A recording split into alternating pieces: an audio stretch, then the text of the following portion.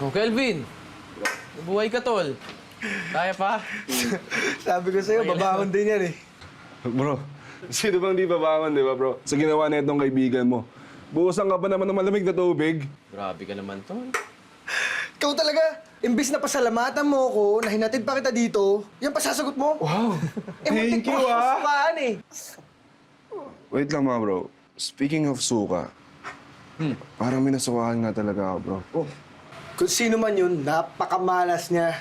Kung alam mo namang magwawalwal ka, sana dito ka na lang pumunta para wala ka ng ibang dinamay. Paano naman ako pupunta dito kung feeling ko minsan di ako welcome? Usapin mo nga to. Uy, Oo. tigil-tigil ka dyan ha. Di bagay sa'yo magdrama, uy. Yan. O ikaw, tol. Oh, Ba't umiinom ka? Bakit? Ano yan, tungkol sa airpods mo? Kumusta na raw siya? hindi no. Wala na akong pakilap sa kanya. Si Andrea, Oh, parang, di ko alam ha, pero akala ko nakita ko siya kanina eh. uy, na-miss mo, no? Di, check natin sa social media. Ay! Check lang eh, ikaw naman. Ang kulit naman nito. Past na. is past na nga eh, di ba? Hindi, hindi ka man lang ba na-curious kung nasan siya, ano nang ginagawa niyo? Baka kasi di ka pa nakamove on eh. Yan. Baka may asawa na yun ngayon eh. Baka may boyfriend na rin, tol. Baka... So? Oh, sige na bro. Sige, ingat ka. Oy, taga! Ano nga naman? Sigurado ka bang kaya mo na umuwi? Ano mo to? Okay na nga bro, tanggal na yung amats ko. Salamat sa'yo ha.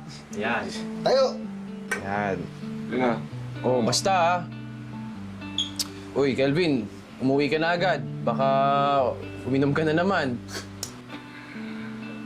Yes, Uncle! Sige na, Lord. Sige, ingat ka. Gumigewang pa, tol. Cheers.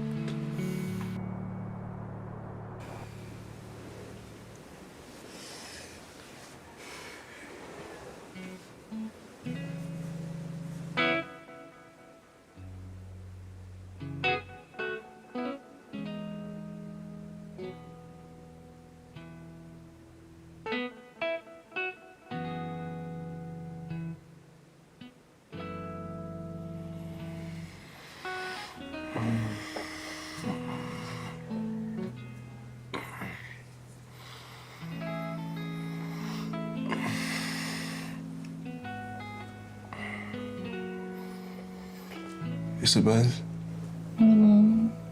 Ginagawa mo dito? You called, remember? I did. Duh, check your sent messages. You were begging. Talaga ba? I beg? Ang kansuto. No. Sorry. Hindi yun. Just don't remember things from last night. Mas nakakansuto yata yun. What am I doing?